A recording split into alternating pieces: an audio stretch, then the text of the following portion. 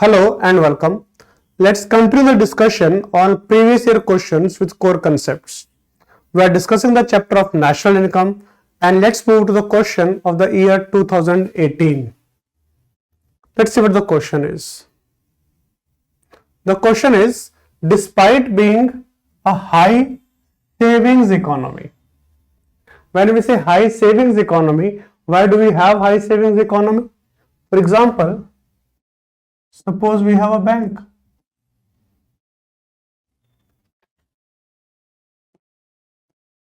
We would deposit money in a bank and the bank would be giving that money to corporates. Say corporates. The bank would borrow from us at say 4% rate of interest and would be lending to the corporates at high rate of interest. Don't you think the corporates could have borrowed directly from us? The corporates could have issued shares or bonds and we would have given funds directly to the corporates. And even in those bonds, if the corporate had even offered a rate of interest of 12%, rate of interest of 8%, it would have been a win-win situation for both of us.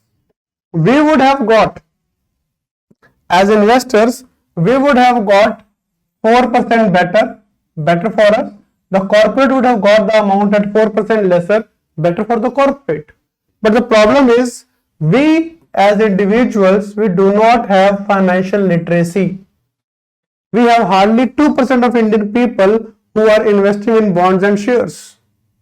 So, we do not put our money directly into the corporates. What we do is, how do we channelize our savings? Whatever we are earning, whatever we are consuming, whatever is left is savings. So, suppose this individual, he is working in a PSU, he may be working in a firm, he may be earning 50,000 rupees per month, he may be spending 40,000 rupees per month, he is saving 10,000 rupees per month. Where does he put his savings? He is going to put his savings in a bank. So we have a high savings economy. So if we have a high savings economy, then the savings would get converted into credit. We are giving it to the bank is giving it to the corporates, and the corporate is going to invest the money and is start going to produce the goods. Production would start, economic growth would start. Question is, despite being a high savings economy, capital formation may not result in a significant increase in output. That is, savings is there, the bank is lending money, and the capital formation, that is the investment. Capital formation is investment, that is, the money is being put in roads, railways, airports, alright, new machineries, new equipments by the private players. That is what is called capital formation. That is, this capital formation is happening, but still we are not able to increase the output, we are not able to increase the GDP. Why is this happening?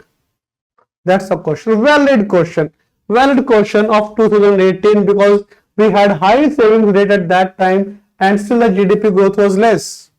Why would that happen? Let's see the options. Weak administrative machinery may not be a reason, because generally even if it is LPG, since 1991 we are focusing on privatization, so majority of the investment is coming from the private enterprises. Weak administrative machinery, law and order issues may be happening because of that, but we don't have law and order issues. That doesn't appear to be a right option. Illiteracy, 70% of India is literate. 82% of male are literate. We do not have the problem of literacy now. We do not have the problem of illiteracy now. Sorry. High population density. Not everywhere we have high population density. High capital output ratio. What is high capital output ratio? If we are not even aware about what is high capital output ratio, we can still zero on to this option, because the question, it talks about capital. The question, it talks about output. We can take a knowledgeable guess. We can just mark it over this high capital to output ratio, even when we do not know what exactly it is. But we cannot discuss. What I am here for is analyzing all these things.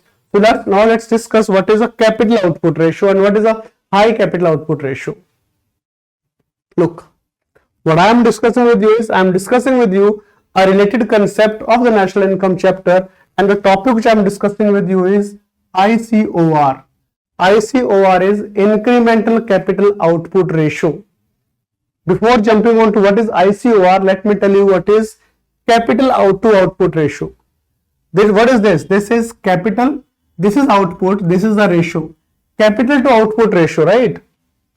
Capital to output ratio means how much capital is required to produce output. That is capital output ratio. And if I say change in capital to change in output, what is change in capital to change in output? It means how many new units of capital are required to produce one more unit of output. And that is what is called incremental capital output ratio. Suppose there is a country which has ICOR of 4. ICOR of 4 means we are requiring 4 units of capital to produce 1 unit of output. For example, we are using 4 crore rupees to produce 1 kilometer of road. And there is another country for which ICOR is 5. That country is using 5 CR to produce 1 kilometer of road. Which country is in a better position? The country with lesser ICOR is in a better position because the country is using less capital to produce the same unit of output. So, can we say the more efficient the economy is, lesser will be the ICOR. Alright, so if capital to output ratio is less, it means the country is using less amount of capital to produce output, and if ICOR is higher, if capital to output ratio is higher, it means we are using more capital to produce 1 unit of output. It means we are lesser efficient. Now let me tell you how would that happen. Suppose we started a road project, we started an expressway project, and then because of certain reasons, because of land acquisition, the project could not complete. The project got stalled. So when the project got stalled, the overall cost of construction of the project would increase.